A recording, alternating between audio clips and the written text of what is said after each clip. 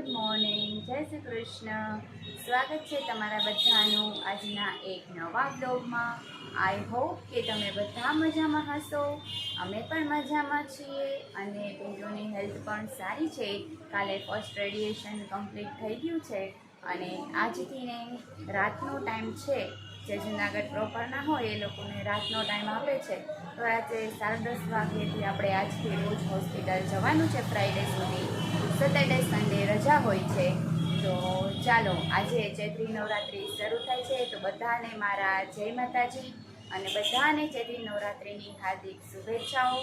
તો ચાલો, અત્યારે ફ્રેશ થઈ ગઈ છું અને પિન્ટુ પણ જાગી ગયો છે. તો એના માટે ભાખરી બનાવું છું. તો ચાલો હવે કિચનમાં જઈએ, ચા અને ભાખરી બનાવી નાખીએ.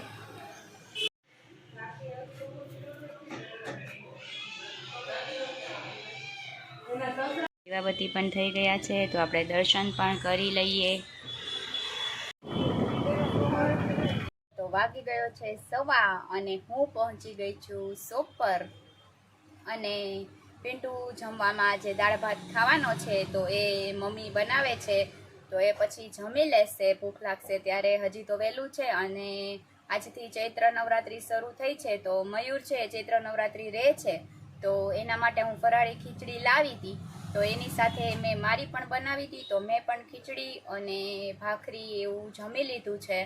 તો ચાલો હવે સાંજે તડકો ઓછો થાય પછી રેસ્ટ કરી અને પિન્ટુ આટો મારવા માટે આવશે, સારું હશે તો. અને પોસિબલ હશે તો આજે એનો કાન થોડોક દુખે છે ને, તો ઈએનટીને બતાડવાનું છે. તો જો આજે પોસિબલ થશે તો આપણે ઈએનટીને બતાડવા માટે સાંજે જઈશું. અને રેડિયેશન માટે તો રાતનો ટાઈમ છે એટલે કંઈ અત્યારથી ચિંતા નથી, જમીને આરામથી જવાનું છે. તો ચાલો હવે ત્યારે કન્ટિન્યુ કરીએ. તો વાગી ગયા છે 8:45 અને હવે હું જાઉં છું શોપ પરથી ઘરે. અને ઘરે જઈ અને બેનને પૂછીએ કે શું જમવું છે. પછી જમવાનું બનાવી અને જમાડી જમી અને પછી જવાનું છે રેડિયેશન માટે 10:30 વાગે. ચાલો તો હવે ઘરે જઈ અને કન્ટિન્યુ કરું. ચાલો તો હવે હું શોપ પરથી ઘરે પહોંચી ગઈ છું અને પિન્ટુને ખાવા છે રવાના ઢોકળા અને નાળિયેરની ચટણી. તો એ તો ફટાફટ 15 મિનિટમાં ગરમ ગરમ બની જશે. એટલે હવે હજી એને જમવાની વાર છે. તો 15-20 મિનિટનો રેસ્ટ લઈ લઈએ. અને આજથી ચૈત્ર નવરાત્રિ શરૂ થાય છે. તો ચૈત્ર નવરાત્રિમાં ઓઘાહરણ વાંચવાનો, આમ તો આખા ચૈત્ર માસમાં ઓઘાહરણ વાંચવાનો ખૂબ જ મહાત્મય હોય છે. અને કહેવાય છે કે એનાથીને નકારાત્મક વિચારો અને આપણી આજુબાજુની નકારાત્મકતાઓ દૂર થાય છે અને સકારાત્મક ઉર્જાનો સંચાર થાય છે. તો આપણે ઓઘાહરણ વાંચવાનો પૂરો પ્રયાસ કરીશું.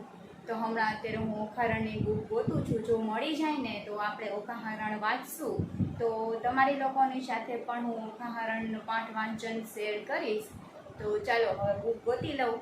જો ઓઘાહરણની બુક મળી જાય ને તો આપણે આજથી જ શરૂ કરી દઈશું. તો ચાલો હવે બુક ગોતી લઉં અને પછી ઢોકળા બનાવી લઉં. ચાલો તો અત્યારે ઓઘાહરણની બુક તો મળતી નથી. ભગવદ્ ગીતા મળી, બીજી બધી બુક્સ તો મળી, પણ ઓઘાહરણની બુક નથી મળતી.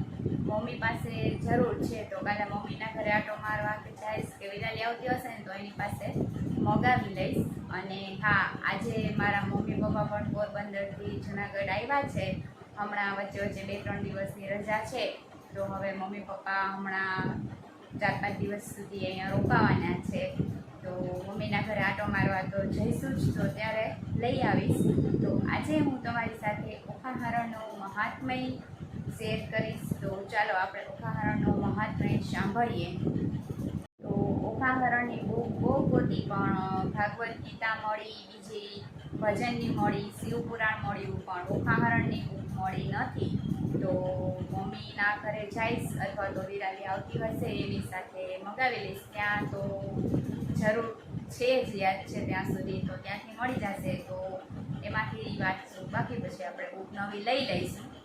અને હા, આજે મારા મમ્મી ને પપ્પાને એ લોકો પોરબંદરથી જૂનાગઢ આવે છે, કારણ કે હમણાં બકરી ઈદ ને વીકના 3-4 રજાઓ જોડે મળે એમ છે પપ્પાને. તો એ લોકો 5-6 દિવસ રોકાવા માટે આવવાના છે. તો આજે રાતે એ લોકો આવી જશે પોરબંદરથી જૂનાગઢ. તો ત્યાં પણ આપણે જવાનું થઈશે જ. તો તો ત્યારે લઈ આવીશું. અને આજે હું તમારી સાથે ઓખારણનું મહાત્મય અને ચૈત્રી નવરાત્રિની પૌરાણિક કથા સંભળાવીશ. તો ચાલો હવે આપણે આજે એ સાંભળીએ. તો તમે બધા પણ જરૂરથી સાંભળજો અને વિડીયોને એન્ડ સુધી જરૂરથી જોજો. અને જમી અને પછી આપણે 10:30 વાગ્યે વિન્ટરના રેડિયેશન માટે પણ આજે જવાનું છે. આજે એનો સેકન્ડ ડે છે. તો કાલે તો કાંઈ વાંધો આવ્યો નહોતો, વ્યવસ્થિત થઈ ગયું હતું બધું અને હેલ્થ પણ સારી હતી. અત્યારે પણ આજે સારી જ છે. હવે જોઈએ સેકન્ડ ડે કેવું જાય છે. જનરલી ડૉક્ટર એવું કહે છે કે બધા પેશન્ટને 15થી 18 દિવસે મોઢામાં ચાંદીને બધું પડતું હોય, કારણ કે રેડિયેશનની સાઈડ ઇફેક્ટમાં એ સિમ્ટમ્સ કોમન હોય છે. તો એ બધાને આવે જ, કેર લઈએ તો પણ આવે અને ના લઈએ તો પણ આપણે કેર લેવી તો જરૂરી છે. ખાવા પીવામાં ધ્યાન રાખવાનું ને એવું બધું કરવાનું છે. પણ ખાસ એક વસ્તુ એ છે કે વીકનેસ આવી જાય તો એ ના આવે એના માટે નારિયેળ પાણી ને લિક્વિડ બધું થોડી વારે આપવાનું જરૂરી છે. તો એ બધું આપણે કેર લઈએ જ છીએ. તો પ્રે કરીએ કે એને ના પડે ચાંદા, અને જો પડે તો પછી એની મેડિસિન્સ ને બધું આવે છે, એનાથી રહેતા એ જતા રહે છે. તો ચાલો હવે જમવાનું બનાવી લઉં અને તમારી સાથે ઓખાહરણનું મહાત્મય અને ચૈત્રી નવરાત્રિની કથાનું મહાત્મય પણ શેર કરું. તો આજે આપણે ચૈત્રી નવરાત્રિનો મહાત્મય અને ઓખાહરણનો મહાત્મય સાંભળીશું. તો ચૈત્રી નવરાત્રિની પૌરાણિક કથા શ્રવણ કરીએ. તો ચૈત્રી નવરાત્રિ સાથે એક પૌરાણિક કથા જોડાયેલી છે. આ પૌરાણિક કથા અનુસાર દુર્સીબેગો નામના એક રાજાને સિંહે ફાડી ખાધા હતા. તે રાજાની જગ્યાએ એમના પુત્ર સુદર્શનને ગાદી પર બેસાડવાના હતા. જો કે કૌશલાની આ ગાદી પર ઉજ્જૈન અને અલિંગાના રાજાની પણ નજર હતી. સુદર્શનને ગાદી મળે તેના વિરોધમાં અંદર લડાઈ થઈ. લડાઈના કારણે સુદર્શન જંગલમાં ભાગી જાય છે. ત્યાં જંગલમાં એક ઋષિના ત્યાં તે કલીમ મંત્ર શીખ્યા. આ મંત્રથી એક રાજાએ તેમની કન્યાને પરણાવી અને પછી આ સસરા જમાઈ ભેગા મળી અને કૌશલાની પોતાની ગાદી પાછી મેળવી. સુદર્શનને પિતાનું રાજ્ય અને રાજગાદી મળ્યા. તે બાદ તેમાં મા અંબાની ભક્તિમાં લીન રહેવા લાગ્યા. રાજાને ચૈત્રી નવરાત્રિ કરતા જોઈ અને પ્રજાને પણ મા અંબામાં શ્રદ્ધા જાગી. રાજા સુદર્શને જણાવ્યું કે મને જંગલમાં જીતતો રાખનારા, રાજપાટ પાછા આપનારા અને સમૃદ્ધિભર્યું જીવન આપનારા મા દુર્ગા છે. આ બધી જ મા દુર્ગાની કૃપા છે. અને ત્યારથી જ ચૈત્રી નવરાત્રિમાં મા અંબાના ઉપવાસની પરંપરા શરૂ થઈ હતી. ચૈત્રી નવરાત્રિમાં મોટી સંખ્યામાં માતાજીના ભક્તો માતાજીની ઉપાસના, પૂજન અર્ચન કરે છે. કહેવાય છે કે સુદર્શનને મા અંબાજીની આરાધના કરી એટલે માતાજીએ સુદર્શનને દર્શન આપ્યા હતા અને ચમત્કારિક શસ્ત્ર આપ્યું હતું. આ શસ્ત્ર દ્વારા સુદર્શન નામના આ રાજાએ યુદ્ધ કર્યું હતું અને રાજપાટ પાછા મેળવ્યા હતા. આ રાજપાટ એવા લોકોના હાથમાં હતા જે લોકો ખૂબ જ શક્તિશાળી હતા, એટલે તેને પાછા મેળવવા સરળ નહોતા. પરંતુ સાક્ષાત મા જગદંબા જેની સાથે હોય અને તેનો કોઈ પણ પ્રકારની મોટી તાકાતો હરાવી શકતી નથી. સુદર્શન રાજાને પ્રજા સમક્ષ મા અંબાજીએ આપેલા શસ્ત્રને ઊંચું કરી બતાવ્યું અને કહ્યું કે માતાજીએ આપેલા આ જ શસ્ત્રને મને મારા બાપ દાદાની ગાદી પાછી અપાવી છે. આમ માતાજીના પરચા તો અનેક છે, એમાંનો આ એક પરચો સાક્ષાત માતાજીના શસ્ત્ર દ્વારા તેમને તમામ વસ્તુઓ પ્રાપ્ત થઈ અને પહેલાંનું પદ ગાદી બધું જ પ્રાપ્ત થયું. ચૈત્ર માસમાં ઓખાહરણનું વાંચનનો મહિમા સાંભળીએ તો ચૈત્ર માસમાં ઓખાહરણ ખાસ વાંચવું જોઈએ. કહેવાય છે કે ઓખાહરણ વાંચવાથી ઘણા બધા લાભો થાય છે. તો ચાલો આપણે લાભો જાણીએ. ચૈત્ર મહિનામાં ઓખાહરણ વાંચવાની માન્યતા રહેલી છે કે કવિ પ્રેમચંદ્ર દ્વારા ઓખાહરણની શરૂઆત કરવામાં આવી હતી. તેમાં 93 કડવાઓની કથા લખવામાં આવી છે. ચૈત્ર માસમાં મહિલાઓ અલોણા વ્રત રાખે છે. ઓઘાહરણ વાંચવાથી નકારાત્મક પરિબળો દૂર થાય છે અને શુભ ફળ પ્રાપ્ત થાય છે. મહિલાઓ પોતાના પતિના દીર્ઘ આયુ માટે આ વ્રત કરે છે. તો આ હતો ઓઘાહરણનો મહાત્મય. આપણે ઓઘાહરણ પણ જરૂરથી સાંભળશું. તો બધાને મારા જય માતાજી. ચાલો, તો હવે હું આવી ગઈ છું કિચનમાં અને બનાવવાના છે ઢોકળા. તો એના માટે મેં અહીંયા લઈ લીધો છે રવો, દહીં અને સોલ્ટ. તો હવે આપણે રવો પલાળી દઈએ થોડીક વાર 5 મિનિટ માટે.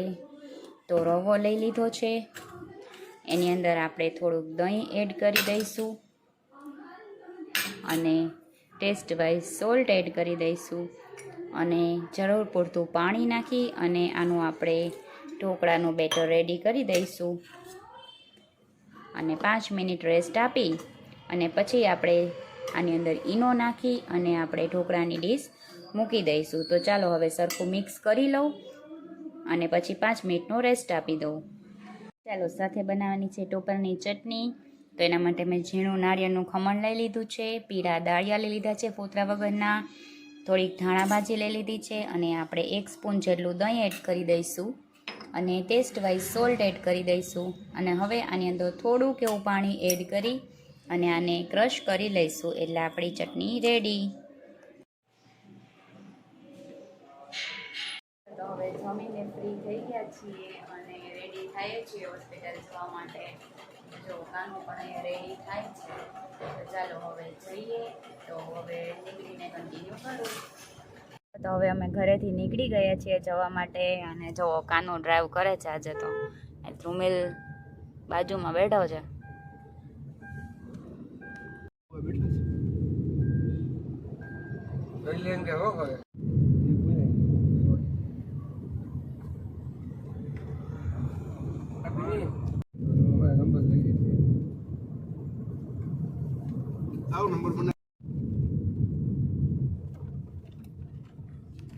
તો હવે હોસ્પિટલ પહોંચી ગયા છીએ અને હવે વારો આવે એટલે લઈ અને પછી ઘરે જઈશું. તો આજના વિડીયોનો એન્ડ હું અહીંયા જ કરું છું. આઈ હોપ કે તમને વિડીયો પસંદ આવ્યો હશે. જો પસંદ આવ્યો હોય તો લાઈક અને શેર કરી દેજો અને જો ચેનલમાં નવા હોય અને ચેનલને સબસ્ક્રાઈબ ના કરી હોય તો જલ્દીથી કરી દેજો. મળીએ કાલે એક નવા વ્લોગ સાથે. ત્યાં સુધી બધાને મારા ગુડ નાઇટ, જય શ્રી કૃષ્ણ. અને જો કાનો અહીંયા ઊભો છે અને હવે અમે ઉપર જઈએ છીએ.